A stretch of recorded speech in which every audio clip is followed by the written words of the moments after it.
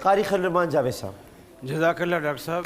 رسول اکرم صلی اللہ علیہ وسلم نے فرمایا علی کی میرے ساتھ نسبت ایسے ہے جیسے موسیٰ علیہ الصلوۃ والسلام کی ان کے بھائی حضرت ہارون علیہ الصلوۃ والسلام کے ساتھ تھی، لیکن میرے بعد کوئی نبی نہیں۔ جی میں یہ عرض کرنا چاہ رہا ہوں کہ جس ہستی کی قرآن و حدیث میں اصلی فضیلتیں ثابت ہوں اور اتنی ساری فضیلتیں ہوں، ان کے لیے ہمیں مبالغہ کرنے کی کیا ضرورت ہے؟ صحیح۔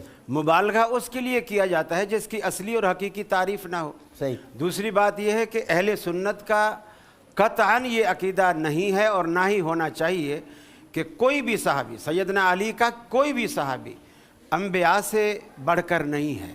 کوئی بھی اہل سنت کا نہیں تو ان کا کوئی بھی صحابی انبیاء سے بڑھ کر میں نے اپنے عقیدے کی بات کی، میں نے کسی جزاک دوسرے کے اللہ، عقیدے کی بات میں نے بھی اہل سنت آپ کی جو ہے آپ اپنے میں نے اہل سنت کے عقیدے کی بات کی ہے، آپ کی بات میں نے بالکل نہیں صحیح، کی۔ بالکل صحیح۔ دوسری بات یہ ہے کہ رسول اکرم صلی اللہ علیہ وسلم سفر میں تھے، رات کے وقت آپ نے ایک جگہ قیام کیا، بلال سے کہا کہ بلال تم جاگتے رہنا اور اذان دینا صبح، لیکن بلال کی بھی آنکھ لگ گئی، وہ بھی تھکے ہوئے تھے، اللہ کے رسول صلی اللہ علیہ وسلم کی بھی آنکھ لگ گئی، سارے صحابہ کی آنکھ لگ گئی، حتیٰ کہ سورج نکل آیا اور نبی کریم صلی اللہ علیہ وسلم کی پیشانی پر اس کی کرنیں پڑنے لگی اور آپ سب سے پہلے بیدار ہوئے اور بلال پر غصے ہوئے کہ تیری ذمہ داری تھی اذان دینے کی، تو نے ہمیں کیوں نہیں جگایا؟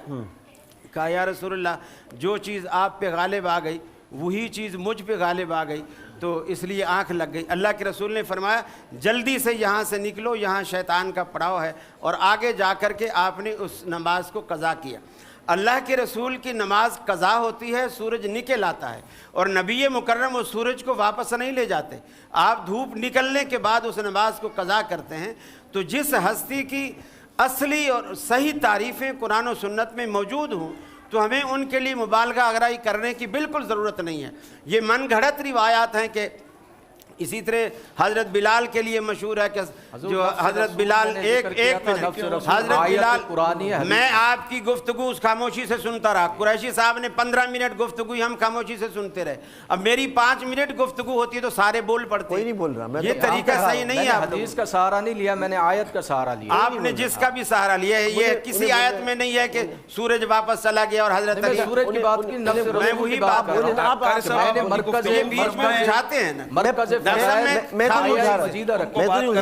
میں تو پپیتا کھا رہا ہوں، لیکن میں ابھی نہیں کھاؤں گا، میری بات قاری صاحب آپ بات کریں، آپ روٹ جاتے ہیں، شروع ہو جاتے ہیں، بھائی آپ بات کریں پلیز، بات کریں، نہیں تو وہ خاموش ہو گئے ہیں، سب خاموش ہو گئے، اس لیے کہ دوسرے کی بات ہوتے ہوئے پھر گفتگو نہیں چلیں آگے کیجئے۔ اسی طرح لوگ کہتے ہیں کہ حضرت بلال نے جو اذان سحر نہ دی، قدرت خدا کی دیکھو نہ مطلق سحر ہوئی، دلیل کیا ہے جی؟ قوالی شریف میں آیا ہے۔ تو یہ قوالی شریف بھی کوئی دلیل ہے؟ جس طرح مفتی گوگل دلیل ہے، جس طرح اخبارات دلیل ہے، جس طرح میڈیا دلیل ہے، اسی طرح سارے دلائل ہیں۔ حدیثیں جب موجود ہیں سیدنا علی المرتضیٰ رضی اللہ تعالیٰ عنہ کی اصلی تعریف کے لیے، اللہ کے رسول تشریف لے گئے مسجد میں، دوپہر کا وقت ہے، آپ چٹائی پر لیٹے ہوئے ہیں، ایک چٹائی چھوٹی ہے، آدھا جسم کا حصہ مٹی پہ ہے اور آدھا جسم کا حصہ چٹائی پر ہے، کروٹ لی ہوئی ہے، پسینہ ہے اور تھوڑی مٹی آپ کے کروٹ کو لگی ہوئی ہے۔ نبی مکرم صلی اللہ علیہ وسلم نے بڑے پیار سے کہا اے مٹی والے اٹھو۔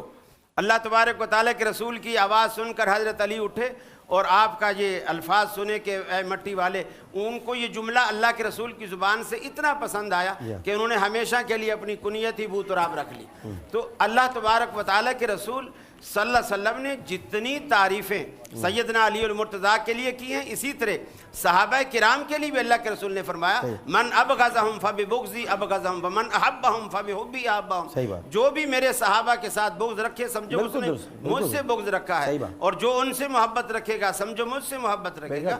تو ہم مسلمان ہیں اور ہمیں تمام صحابہ کرام کا اکرام کرنا چاہیے۔ اسی طرح رسول اکرم صلی اللہ علیہ وسلم سے پوچھا گیا اللہ کے رسول آپ کو مردوں میں سب سے زیادہ پسند کون شخص ہے؟ سب سے زیادہ، بلکہ مردوں کا لفظ نہیں کہا، آپ کو دنیا میں سب سے زیادہ کون پسند ہے؟ آپ نے فرمایا عائشہ۔ پوچھا گیا نہیں یا رسول اللہ ہماری مراد مرد ہیں، آپ نے فرمایا عائشہ کا باپ۔ اور یہ صحیح ترین روایات ہیں. صحیح. تو مقصد کہنے کا یہ ہے کہ کسی بھی ایک پہلو کو اجاگر کرنے کے لیے دوسری چیزوں کو ہمیں نظر انداز نہیں کرنا چاہیے. درست. اب ہمیں صحابہ کا سب کا احترام. اب اطمینان ہو گیا آپ کو پوری بات. جزاکم اللہ خیر. آپ کو وقت دیتا ہوں ایک وقفہ لے لوں تاکہ آپ کی بات نہ کٹے, پھر آپ کہیں گے چونکہ وقت تو وقفہ لینا تو. لیکن میں نے سحری کرنی ہے جی ہاں, مطلب آپ نے تو کر لی نا بات. لیکن چونکہ ان کی بات تو 10 منٹ چلے گی. نہیں ڈاکٹر صاحب میں بلکہ میں کر لیتا ہوں. کر لے بھائی, تو خدا کا واسطہ ہے. پہلے 1 منٹ میں نہیں ہو سکتی بھائی. چل میں جلدی سے 2 منٹ میں نہیں ہو سکتی بات. ہوگی 2 منٹ میں کر دیتا ہوں. 2 منٹ میں کر لیں. ڈاکٹر صاحب بات یہ ہے کہ آپ نے یہاں فرمایا تھا کہ آپ فضائل علی کی بات کریں, نقائص علی کی بات نہ کریں. اور یہاں مجھے بڑا افسوس ہوا ہے کہ خلیل الرحمان صاحب کو چاہیے تھا کہ اگر ان کے نزدیک کوئی چیز حدیث ثابت نہیں ہے تو یہ کہہ دیتے بھائی یہ اس کو اتنا حقیر کے لہجے میں کہ یہ قوالی شریف اور اس کو کہنا اور اے معجزات کو عقل پہ لے کے آنا یہ قابل مذمت چیز ہے. جہاں تک سورج کو پلٹانے کی بات ہے, مشکل الاثار میں موجود ہے.